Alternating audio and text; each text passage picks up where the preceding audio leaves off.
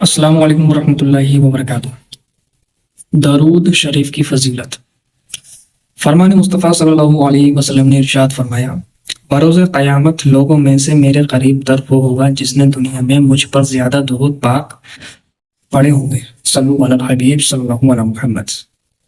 ہم سے بھی کو چاہیے کہ حضور صلی اللہ علیہ وسلم پر زیادہ سے زیادہ درود پاک پڑھیں تاکہ قیامت میں لوگوں میں سے میرے قریب یعنی مصطفیٰ صلی اللہ علیہ وسلم کے قریب وہ ہوگا جس نے دنیا میں سب سے زیادہ درود پاک پڑھے ہوں گے۔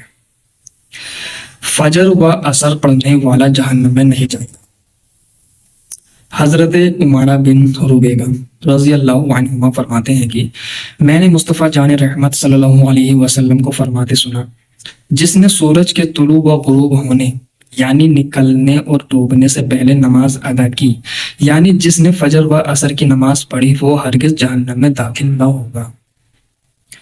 فجر و عصر کی فضیلت کی حکمت۔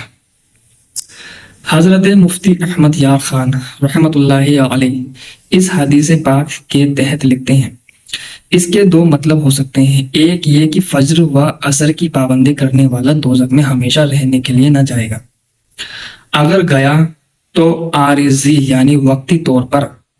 لہٰذا یہ حدیث خود حدیث کے خلاف نہیں کہ بعض لوگ قیامت میں نمازیں لے کر آئیں گے مگر ان کی نمازیں اہل حقوق یعنی جن کے حقوق پامال کیے ہوں گے ان کو دلوا دی جائے گی۔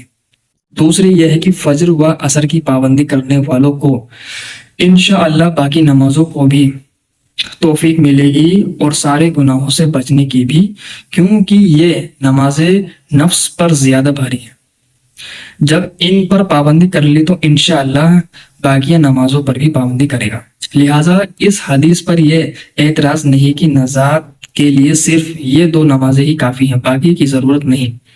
خیال رہے ہے کہ ان دو نمازوں میں سے دن رات کی فرشتے جمع ہوتے ہیں، نیز یہ دن کے کناروں کے نمازیں ہیں، دن کے کناروں کے نمازیں ہیں، نیز یہ دونوں نفس پر گرا یعنی بھاری ہیں۔ صبح سونے کا وقت ہے اور عصر کاروبار کے فروغ یعنی زور شور کا، لہٰذا ان کا درجہ زیادہ ہے۔ اس لیے آپ سبھی کو چاہیے فجر و عصر کی نماز پڑھیں، کیونکہ وہ جہنم میں داخل نہیں ہوگا جس نے فجر و عصر کی نماز پابندی کے ساتھ پڑھی، اور جو باقی نمازیں ہیں انہیں بھی پڑھیں، کیونکہ یہ پانچ نمازیں ہم پر فرض ہیں۔ اگر ان میں سے ہم ایک بھی چھوڑیں گے تو ہمیں گناہ کبیرہ ملے گا، کیونکہ ایک نماز چھوڑنے سے جان بوجھ کر جہنم میں اس کا نام لکھ دیا جاتا ہے۔ اس لیے 5 وقت نماز کی پابندی کریں۔ دوسرا یہ ہے کہ آمینہ کے چاند نے آسمان کا چاند دیکھ کر فرمایا۔ حضرت زریر بن عبداللہ رضی اللہ تعالیٰ عنہ بیان کرتے ہیں، ہم حضور پاک صلی اللہ علیہ وسلم کی بارگاہ میں حاضر تھے۔ آپ صلی اللہ علیہ وسلم نے 14ویں رات کے چاند کی طرف دیکھ کر ارشاد فرمایا، ان قریب یعنی قیامت کے دن تم اپنے رب کو اس طرح دیکھو گے جس طرح اس چاند کو دیکھ رہے ہو، تو اگر تم لوگوں سے ہو سکے تو نماز فجر و عصر کبھی نہ چھوڑیں۔ پھر حضرت زریر بن عبداللہ رضی اللہ تعالیٰ عنہ حضرت زریر بن عبداللہ رضی اللہ عنہ نے یہ آیت مبارک پڑھی۔ وہ آیت کیا ہے؟ وَسَبِّحْ بِحَمْدِ رَبِّكَ قَبْلَ طُلُوعِ الشَّمْسِ وَقَبْلَ غُرُوبِهَا، وہ آیت ہے۔ اس کا ترجمہ کنز الایمان یہ ہے، یعنی ابھی جو آیت پڑھی اس کا مطلب یہ ہے، اور اپنے رب کو سراہتے ہوئے اس کی پاکی بولو سورج چمکنے سے پہلے اور اس کے ڈوبنے سے پہلے۔ عشق رسول میں ڈوبی ہوئی شرح۔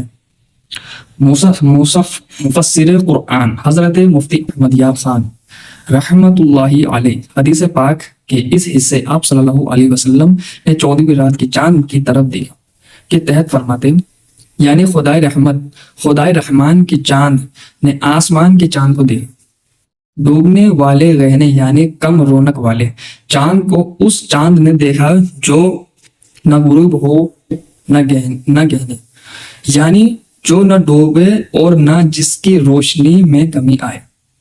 ظاہر کے چمکانے والے چاند کو اس چاند نے دیکھا جو دل و جان روح و ایمان کو چمکاتا ہے۔ رات میں چمکنے والے چاند کو اس چاند نے دیکھا جو عبدالآباد تک یعنی ہمیشہ ہر وقت دن رات چمکتا ہے اور چمکے گا۔ میں کیا کہوں، مجھے الفاظ بھی نہیں ملتے۔ اللہم صلی وسلم مبارک علی بدر النبوتی والشمس رسالتی صلی اللہ علیہ وسلم۔ ترجمہ کنز الایمان۔ درود سلام بھیج اور برکت نازل فرما نبوت کے چند اور رسالات کی سورج پر۔ یوں کہہ لو کہ اس چاند کو جو سورج سے چمکتا ہے، اس چاند نے دیکھا جو سورج کو چمکاتا ہے، جو دلوں پر دن نکال دیتا ہے آسمان کا۔ چاند بھی خوش نصیب ہے جو محبوب صلی اللہ علیہ وسلم نے دیکھا۔ یہ چاند جسے آج بھی ہم دیکھتے ہیں وہی ہے جس پر حضور صلی اللہ علیہ وسلم کی نگاہ پڑی ہے۔ یہ حدیث امت المسلمین۔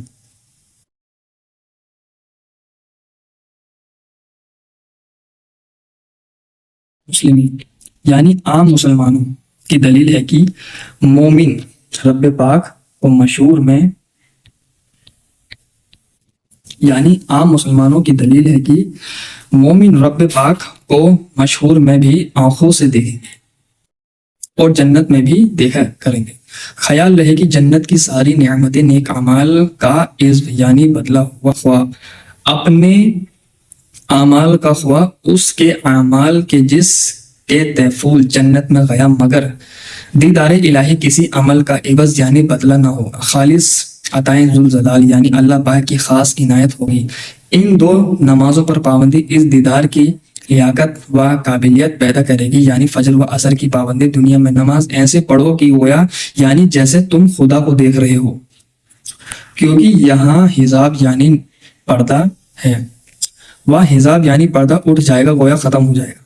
اسے دیکھ کر اس سے کلام کرو گے۔ حدیث پاک میں موجود آیت کریم کے تحت فرماتے ہیں، اس فرمان علی سے معلوم ہوا کہ اس آیت میں تسبیح ہے، تسبیح و تحمید یعنی اللہ پاک کی پاکی اور تعریف بیان کرنے سے مراد نماز ہے۔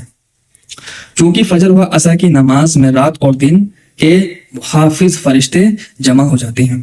نیز فجر کی نماز سونے کی غفلت کا وقت ہے اور نماز عصر کاروبار، سیر و تفریح کی غفلت کا وقت۔ ان وجوہ سے ان نمازوں کی تاکید زیادہ ہے۔ رب پاک فرماتا ہے، ان قرآن الفجر کان مشہودا، یعنی قرآن پاک میں ارشاد فرماتے ہیں، ان قرآن الفجر کان مشہودا۔ ترجمہ کنز الایمان۔ بے شک صبح کے قرآن یعنی نماز میں فرشتے حاضر ہوتے ہیں۔ نماز عصر کی متعلق فرماتا ہے، حافظوا علی الصلاۃ والصلاۃ الوسطی۔ ایک بار اور سن لیجیے، حافظوا علی الصلاۃ والصلاۃ الوسطی۔ ترجمہ کنز الایمان۔ نگہبانی کرو سب نمازوں اور بیچ کی نماز کی۔ الفاظ و معانی۔ تیرہ دل،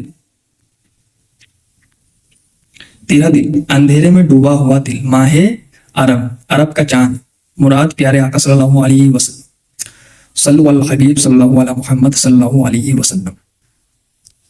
آپ سبھی کو چاہیے کہ فجر و عصر کی نماز پابندی کے ساتھ پڑھیں، اور جو باقی نمازیں ہیں انہیں بھی پابندی کے ساتھ پڑھیں، کیونکہ فجر ظہر عصر مغرب عشاء یہ ہمارے اوپر فرض ہیں۔ اگر ان میں سے ہم ایک بھی چھوڑیں گے جان بوجھ کر تو جہنم کے دروازے پر ہمارا نام لکھ دیا جائے گا۔ اسے 5 نمازوں کی پابندی کریں۔ صلی اللہ علیہ الحبیب۔